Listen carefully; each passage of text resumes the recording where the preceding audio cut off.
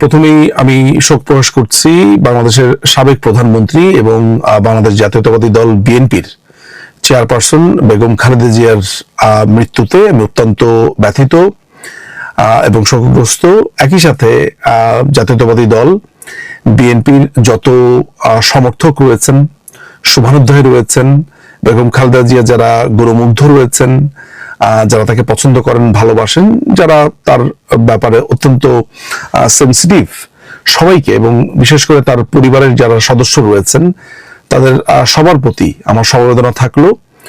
শোক সন্তপ্ত পরিবার, আত্মীয় স্বজন সবাই যাতে শোক দ্রুত কাটিয়ে ওঠেন, আমি সেই আশাটাই করব। আজকের এই ভিডিওটা করবার একটা বড় রিজন হচ্ছে যে আমি বাংলাদেশ আওয়ামী লীগের একজন সমর্থক, ক্ষুদ্র কর্মী, আমাকে তৃণমূল কর্মী বলা যেতে পারে।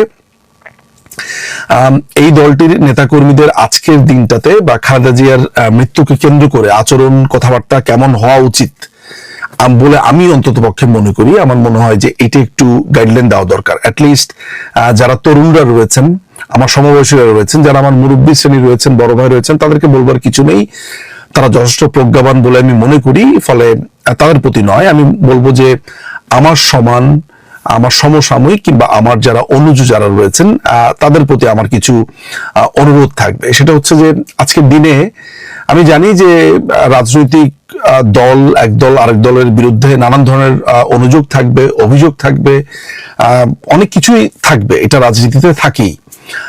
আমরা রাজনীতি করছি, আমাদের প্রতিপক্ষ দলের বিরুদ্ধে আমাদের অনেক অভিযোগ থাকবে, কিন্তু এটা মাথায় রাখতে হবে যে বেগম খালেদা জিয়া বাংলাদেশের 3 বারের প্রধানমন্ত্রী ছিলেন। তিনি একটি দলকে দীর্ঘ সময় সার্ভ করেছেন।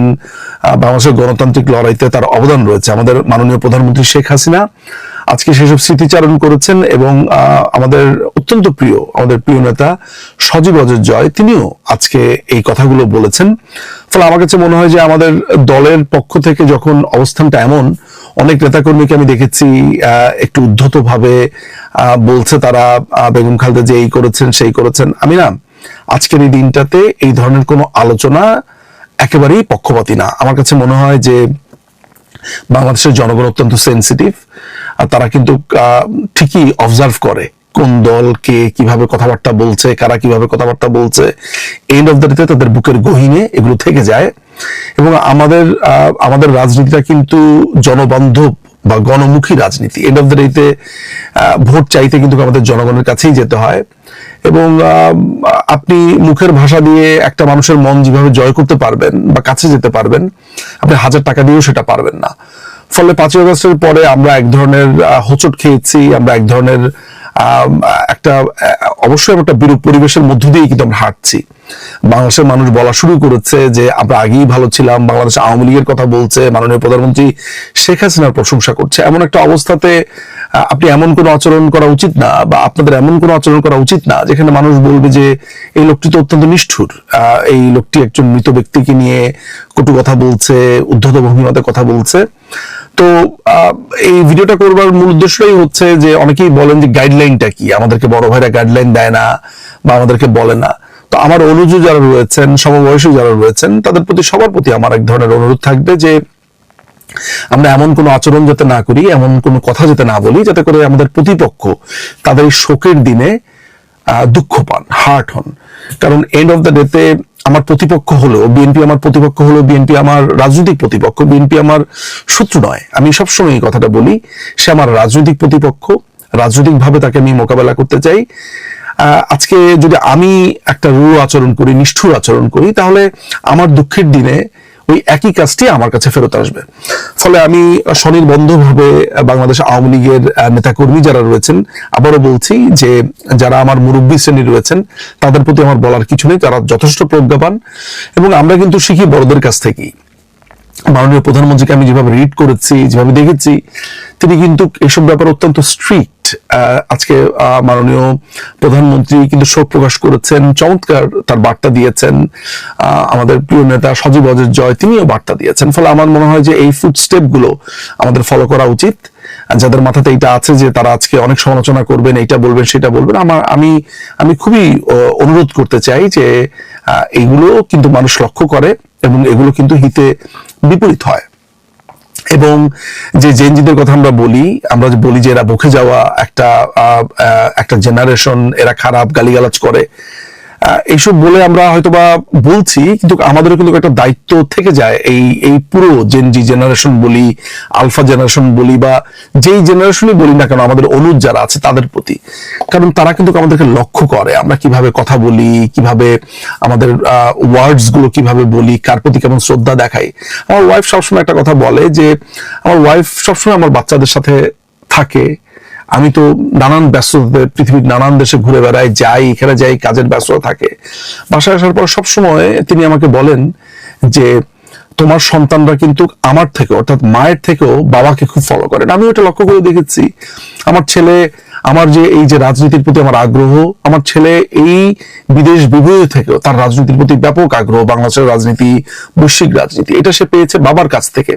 আমার মেয়েও তার বাবাকে ফলো করে। ফলে আমি যদি পারিবারিক এই ট্রেন্ডটা আমি একটা বৃহৎ অর্থে সাধারণ একেবারে পুরো দেশের জায়গাতে আমি ফেলি, তাহলে কিন্তু আমাদেরকেও আমাদের অনুজরা ফলো করে, আমাদের ছোটরা আমাদেরকে ফলো করে, বা আমাদের অনুসারীরা আমাদেরকে ফলো করে। ফলে আমাদের আচরণ অত্যন্ত সংযত হওয়া উচিত, এবং আমাদের এটাও বোঝা উচিত যে কোন সময় কোন কথাটা বলতে হবে, কোন সময় কোন একটা করা উচিত। কেউ যদি আমাদের প্রতি কোনো অন্যায় আচরণ করেও আমাদের আমরা আমরা পারি, কিন্তু এই নিষ্ঠুর আচরণ আমরা না করে একটা ভালো আচরণের মধ্য দিয়ে একটা প্রেসিডেন্ট সেট করবার জন্য। আমি পরিশেষে আবার বলবো যে আজকের এই দিনটিতে বা বেগম খালেদা জিয়ার মৃত্যুকে কেন্দ্র করে আমি মনে করি না যে বাংলাদেশ আওয়ামী লীগের নেতাকর্মী, সমর্থক, শুভানুধ্যায়ী তারা যাতে সংযত আচরণ করেন এবং কোনো ধরনের কটু বাক্য বা উদ্ধত বাক্য বা এগুলো থেকে বিরত থাকেন, এটা আমার একটা অনুরোধ থাকবে। এতটুকু বলবার জন্য এসেছি, কারণ আমি আমার একটা দায় বোধ করি আমার দলের প্রতি। আমি মনে করি আমার দলের ইমেজ, আমার দলের কর্মকাণ্ড গুলো প্রত্যেকটা রিফ্লেক্ট করবে মানুষের কাছে, মানুষ এগুলো মনে রাখবে। ফলে এটি আমার দলের জন্যই আসলে, সত্যি কথা বলতে। সবাই ভালো থাকবেন। আবারও বেগম খালেদা জিয়ার মৃত্যুতে আমি শোক প্রকাশ করছি, এবং তার দলের, তার গুণগ্রাহী, তার আত্মীয় স্বজন, সবার কাছেই আমি আসলে শোক প্রকাশ করছি এবং সমবেদনা জানাচ্ছি। সবাই ভালো থাকবেন। বেগম খালেদা জিয়া মারা গেছেন। ইন্না লিল্লাহি ওয়া ইন্না ইলাইহি রাজিউন। এই সংবাদটি আমি আপনাদেরকে দিয়েছিলাম, এরপরে মিডিয়াতে এখন এসছে। আমরা তার বিদেহী আত্মার প্রতি সম্মান প্রদর্শন করছি। আল্লাহ রাব্বুল আলামিন তাকে জান্নাতুল ফেরদৌস দান করুন, আমিন। বেগম খালেদা জিয়ার প্রতি শ্রদ্ধা, প্রকৃত শ্রদ্ধা কিভাবে জানানো যায়? প্রকৃত শ্রদ্ধা কি শুধুমাত্র ফুলের মালা দিয়ে, বিশাল জানাজা করে, দেশের এই ক্রান্তি লগ্নে সবচাইতে বড় শ্রদ্ধা কিভাবে দেখানো যায়? 2024-এর অগাস্টে আওয়ামী লীগ সরকারের পতনের পর খালেদা জিয়া হাসপাতালের বেডে থেকে জাতির উদ্দেশ্যে ভাষণ দিয়েছিলেন। উনি তখন কি বলেছিলেন? ভুলে গেলে তার প্রতি শ্রদ্ধা জানানো হবে না। উনি বলেছিলেন প্রতিহিংসা যাতে না ছড়ানো হয়, প্রতিশোধ যাতে না নেওয়া হয়। সেই কথাগুলো কি শুনেছিলেন যে উনি কিভাবে কথাগুলো বলেছিলেন?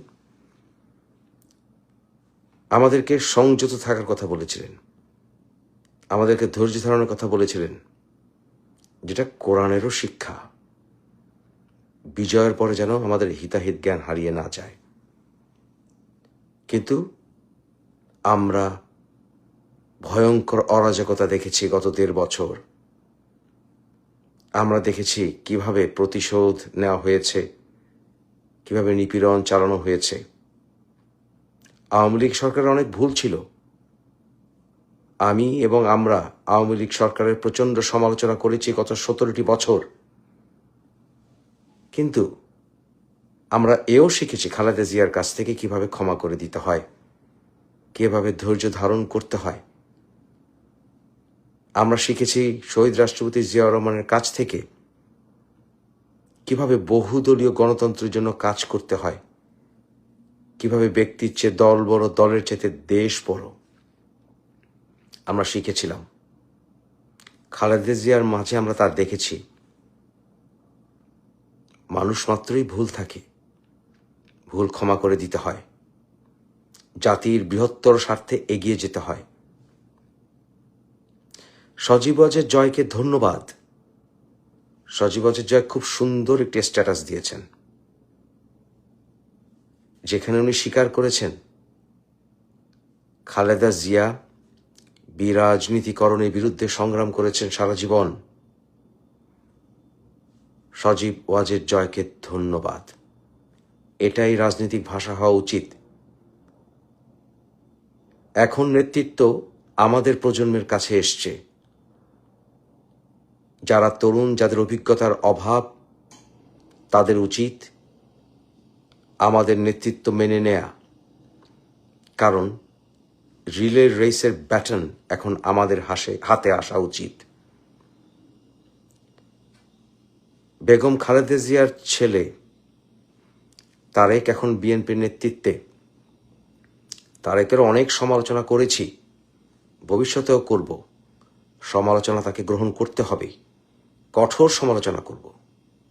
মানুষ অনেকে অপমান করবে, নেতা হতে হলে সহ্য করে এগিয়ে যেতে হয়, প্রমাণ করতে হয় যে সে তার কাজে প্রমাণ করবে সে কি এবং সে জাতিকে কি দিতে পারে।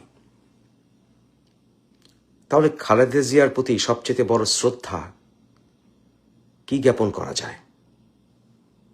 জাতির এই ক্রান্তি লগ্নে যখন স্বাধীনতা বিরোধী উগ্রবাদী শক্তিরা ঐক্যবদ্ধ হয়েছে, যখন অনেক তথাকথিত মুক্তিযোদ্ধারা বিচলিত অবস্থায় আছেন এবং তাদের ভিতরে কেউ কেউ এই উগ্রবাদী গোষ্ঠীতে যুক্ত হয়েছে, যখন জামাতের ABCD বিভিন্ন বহুরূপ জামাতের অধীনে ঐক্যবদ্ধ হয়েছে, তখন আমাদের কি করণীয় আছে? সবচাইতে বড় বোকামি হবে ৭১-এর শক্তিরা যদি ঐক্যবদ্ধ না হয়। ৭১-এর সকল শক্তিকে ঐক্যবদ্ধ হতে হবে। জ্বালাও পোড়াও রাজনীতিকে ধিক্কার দিতে হবে, গুন্ডাকিরির রাজনীতিকে ধিক্কার দিতে হবে।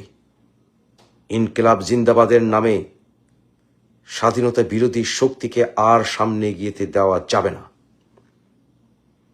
আমরা বাংলাদেশকে খেলাফতি রাষ্ট্র কায়েম করতে দেব না।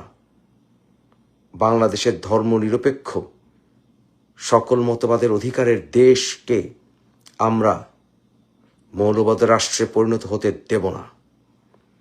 ৭১-এর চেতনাকে আমরা হারাতে দেব না। বাংলাদেশের জাতীয়তাবাদ এবং বাঙালি জাতীয়তাবাদকে আমরা ধ্বংস হতে দেব না। রাজনীতিতে যারা অন্যায় করবেন তাদের সুষ্ঠু বিচার হবে, কিন্তু এখন আওয়ামী লীগ এবং বিএনপিকে ঐক্যবদ্ধ হতে হবে। পরিশোধিত হয়ে আওয়ামী লীগকে রাজনীতিতে ফিরিয়ে আনতেই হবে। বিএনপিকে তারেকের নেতৃত্ব যদি মেনে নিতে হয়, নেক, এবং নেওয়া উচিত এখন জাতির ক্রান্তি লগ্নে। তারেক অনেক ভুল করেছে, তাকে আমরা চলুন একবার সুযোগ দেই, দেখি সে সঠিক কাজটি করে কিনা। যেহেতু খালেদা জিয়া এখন আর নেই, যেহেতু নির্বাচন অনুষ্ঠিত হওয়ার প্রয়োজন, হোক। যদি সুষ্ঠু নির্বাচন হয়, ওয়েলকাম। তবে আওয়ামী লীগকে রাজনীতিতে ফিরিয়ে না আনলে এই মৌলবাদীদের চাপে একা বিএনপির পক্ষে স্বাধীনতার চেতনা ধরে রাখা মুশকিল হবে। তাই খালেদা জিয়ার প্রতি প্রকৃত শ্রদ্ধা হবে দেশে বহুদলীয় গণতন্ত্র ফিরিয়ে আনা এবং ৭১-এর চেতনার মানুষদেরকে ঐক্যবদ্ধ করা। অতীতের জন্য ক্ষমা সুন্দর দৃষ্টিতে সামনে এগিয়ে যাওয়া।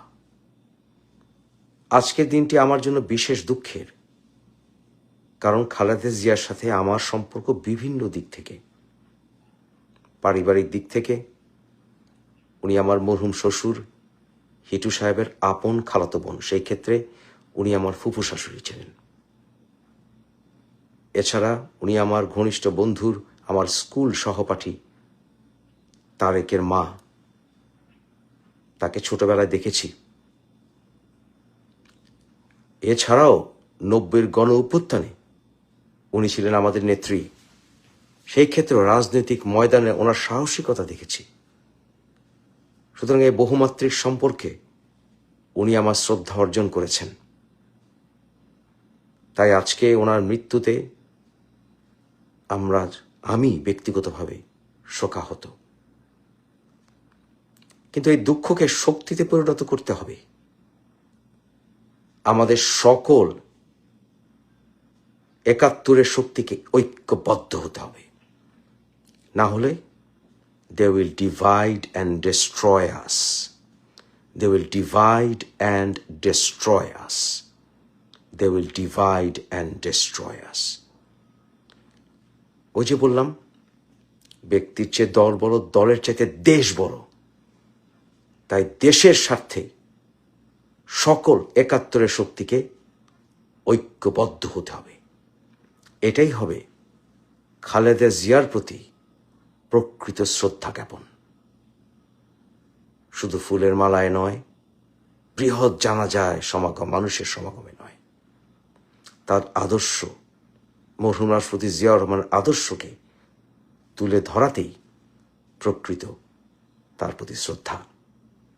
এবং সর্বশেষে বাংলার শ্রেষ্ঠ সন্তান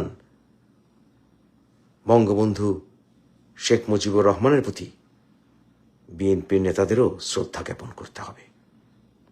তাহলে সকল বাংলাদেশের মানুষের প্রতি ভালোবাসা নিয়ে প্রকৃত বাংলাদেশিরা যারা বাংলাদেশের মুক্তির জন্য সংগ্রাম করে গেছেন সারা জীবন, সোহরাওয়ার্দী, শেরেবাংলা, ভাসানী, ওসমানী, তাজউদ্দিন, নজরুল ইসলাম, সবার প্রতি শ্রদ্ধা নিয়ে দেশকে আবার মাথা উঁচু করে দাঁড়াতে সহায়তা করতে হবে।